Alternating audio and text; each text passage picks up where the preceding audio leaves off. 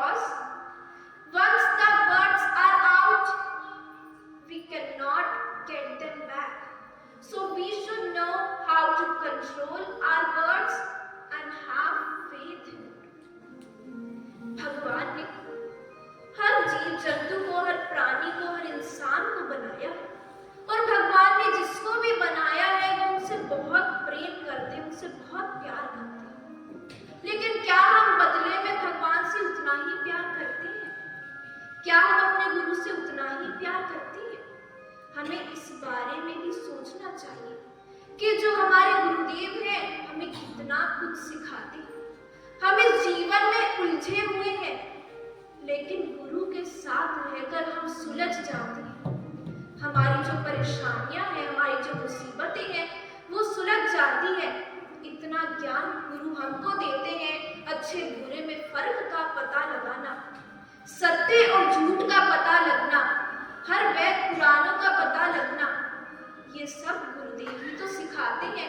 यहाँ तक कि सामाजिक ज्ञान और भगवान के बारे में भी तो गुरु ही बताते हैं। इसलिए गुरु का सानिध्य तो एक भगत के लिए बहुत बड़ी चीज है और गुरु चरण की पूजा सबसे सर्वश्रेष्ठ है।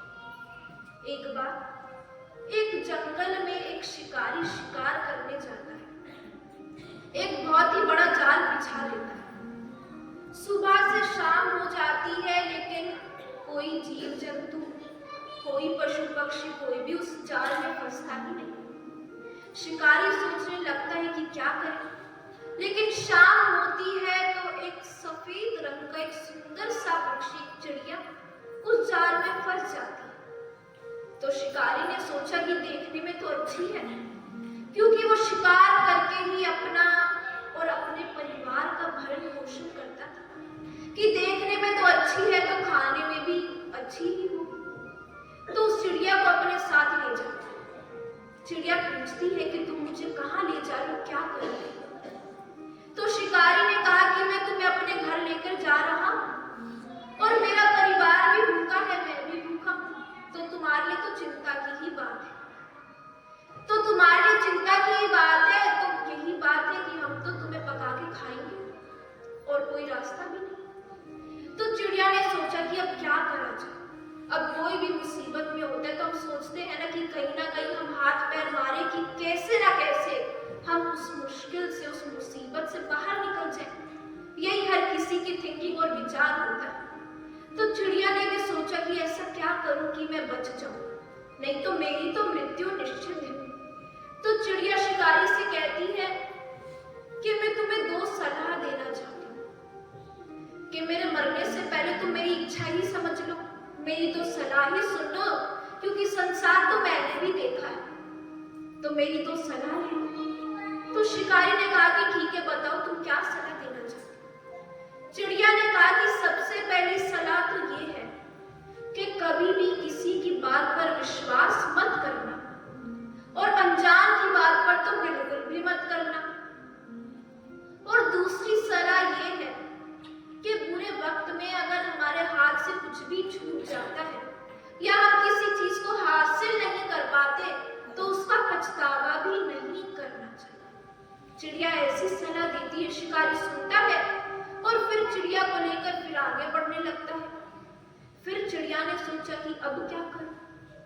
तो चिड़िया शिकारी से कहती है कि भाई, कि मेरे पास एक ऐसी चीज है जिससे तुम रातों रात अमीर हो जाओगे, लेकिन बदले में मुझे आजाद करना पड़ेगा। अब शिकारी को उसकी बात में इंटरेस्ट आ जाता है कि ऐसी क्या चीज हो सकती है जो चिड़िया मुझे देगी और मैं अमीर हो जाऊंगा। चिड़िया से पूछता है। चिड़िया ने कहा कि कुछ ही दिनों पहले कि राजमहल के पास, रानी के कक्ष के पास एक हीरा पड़ा था और उस हीरे को मैं उठा कर ले आई, और वो हीरा बड़ा ही एक्सपेंसिव, बड़ा कॉस्टली भी है, तो करोड़ों में तो चला ही जाएगा, बड़ा ही महंगा। तो वो हीरा एक गुप्त स्थान पर मैंने छुपा रखा है। अब अगर तुम मुझे आजाद कर दो तो वो हीरा मैं तुम्हें ला कर दे दूंगी। इससे तुम्हारी गरीबी मिट जाएगी और मेरे प्राण भी बच जाएंगे। तो शिकारी को ये आइडिया अच्छा लगता है और शिकारी उस चिड़िया को आजाद कर देता है। चिड़िया लंबी उड़ान भरती है और पेड़ के बिल्कुल ऊंचे पे जाकर बैठ जाती है। शिकारी उससे कहता है कि तुम हीरा लेकर आओ। तो चिड़िया ने कहा कि कौन सा हीरा, कि मेरे पास तो कोई भी हीरा नहीं है और थोड़ी देर पहले मैंने तुम्हें सलाह दी थी कि किसी की भी बात पर विश्वास मत करना और अनजान की बात पे तो बिल्कुल भी मत करना, और फिर भी तुम मेरी बातों में आ गए। तो ये सोचकर शिकारी को बड़ा पछतावा होता है कि मेरे को तो एक चिड़िया ने ही पागल बना दिया, कि अब जानवर में तो कम ही दिमाग होता है ना इंसान के कंपैरिजन में, कि मेरे में तो इससे ज्यादा ही दिमाग होगा कहीं ना कहीं, लेकिन फिर भी मैं इसकी बातों में आ गई और पछतावा करने लगता है। चिड़िया कहती है मैंने तुम्हें एक और सलाह दी थी कि कभी भी तुम्हारे हाथ से कुछ छूट जाए या तुम्हें कुछ हासिल ना हो तो उसका पछतावा भी कभी नहीं करना चाहिए, क्योंकि वो करने से क्या मिलेगा, सिर्फ एक गिल्ट ही मिलेगा, हमको एक रिग्रेट ही मिलेगा, तो वो भी नहीं करना चाहिए। अब जैसे एक पेड़ पे से फूल गिर जाते हैं तो क्या पेड़ उन फूलों को लेकर दुखी होता है? कभी भी नहीं होता, बल्कि नए फूल उस वृक्ष पर लग जाते हैं। वैसे ही अगर हमें कुछ नहीं मिलता है या अपने पास्ट को लेकर हम कुछ हासिल नहीं कर पाते तो उस बात को लेकर सोचने से अच्छा है कि हम और भी ज्यादा मेहनत करें, हम और भी ज्यादा परिश्रम करें, तो क्या पता हम और भी अच्छी चीज को हासिल कर पाए या हम और भी अच्छी ऊंचाई पर हम पहुंच पाए। अब जैसे शिकारी के मन में लालच आया कि मुझे हीरा मिल जाएगा तो ये मेरी लाइफ है ना, ये बिल्कुल सेट हो जाएगी, कोई हेडेक नहीं रहेगा, कोई फटीग नहीं होगी और सामने ही सब कुछ होगा। तो उस लालच की वजह से जो उसके हाथ में था वो भी उसके हाथ से वो शिकार भी चला गया। तो अपने गुरु की शिक्षा को हमें समझना चाहिए, यही तो समझाते हैं गुरुदेव, हमारे अच्छे के लिए ही तो समझाते हैं। लालच से हमें कोसों दूर रहना चाहिए, अपने लालच का त्याग करना चाहिए। लालच हमेशा हमारा नाश ही करता है, कभी हमारा लाभ नहीं करता। और सीखने को बहुत कुछ है, सीखने को हम जानवर से भी सीख सकते हैं, जीव जंतु से भी सीख सकते हैं, पशु पक्षी से भी सीख सकते हैं, हम प्रकृति भी से भी सीख सकते हैं। लेकिन हमारे अंदर जिज्ञासा होना, प्यास होना, हमारे अंदर एक लेने की क्यूरियोसिटी होना, वो बहुत ज्यादा जरूरी है। ज्ञान की कमी नहीं है, लेकिन ज्ञान लेने वालों की कमी है। जय माता दी।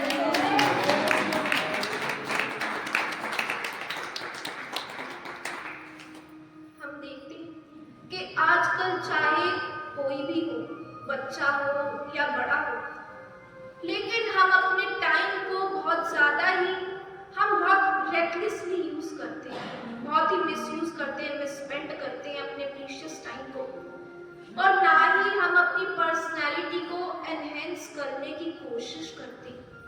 बहुत कम लोग हैं जो अपनी पर्सनैलिटी में बदलाव लाना चाहते हैं या बदलाव लाते भी हैं। हम अपने आप में बदलाव लाने में हमें बहुत आलस आता है, ये हम सब जानते हैं। गुरुदेव भी यही समझाते हैं कि अपनी वाणी को मधुर करना चाहिए, अपनी वाणी को अच्छा करना चाहिए। बड़ों से भी ये सुनते हैं, गुरुदेव से भी ये सुनते हैं, लेकिन क्या कोई इस बात को अपने आप पर लागू करता है? क्या कोई इस बात को अपने आप पर अप्लाई करता है? ये तो हम सोचते ही नहीं, और ना ही हम अप्लाई करने की कोशिश करते हैं, और हम एक दूसरे को बहुत ज्यादा जज करते हैं, फिर चाहे वो वॉइस के बेसिस पे हो, चाहे अपीयरेंस पे हो, चाहे हमारे स्टेटस पे हो या हमारी एजुकेशन पे हो। फॉर एग्जाम्पल, अगर एक दुकानदार है, एक रिटेलर है, एक शॉपकीपर है और उसका व्यवहार ही अच्छा नहीं है, वो बड़ी रूडली बोलता है, बड़ी हार्शली बोलता है, तो कौन कस्टमर उसके पास आएगा?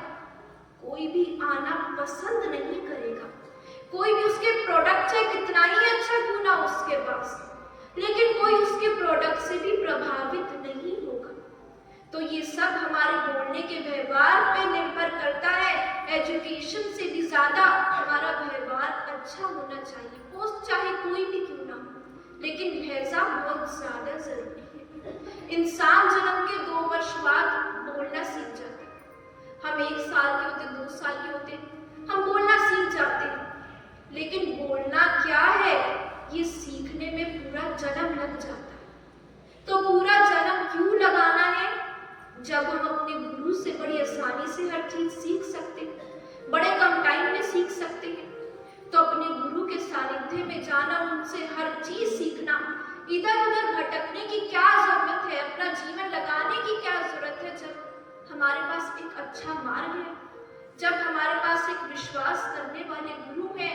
तो अपने गुरु पर निर्भर रहना चाहिए, तो हम सारा ज्ञान सीख पाते हैं। जय माता दी। तो पकड़ लो हाथ सदगुरु जी, जगत में भीड़ भारी है। पकड़ लो हाथ सदगुरु जी, जगत में भीड़ भारी है। कहीं मैं खो ना जाऊं, कहीं मैं खो ना जाऊं, जिम्मेदारी ये तुम्हारी है। तो अपनी जिम्मेदारी अपने गुरु पर सौंप दीजिए, अपने आप को अपने गुरु पर छोड़ दीजिए। तो गुरु ना तो हाथ छोड़ते हैं और ना ही कभी अपने भगत का साथ छोड़ते हैं। बोलो गुरुदेव महाराज की जय।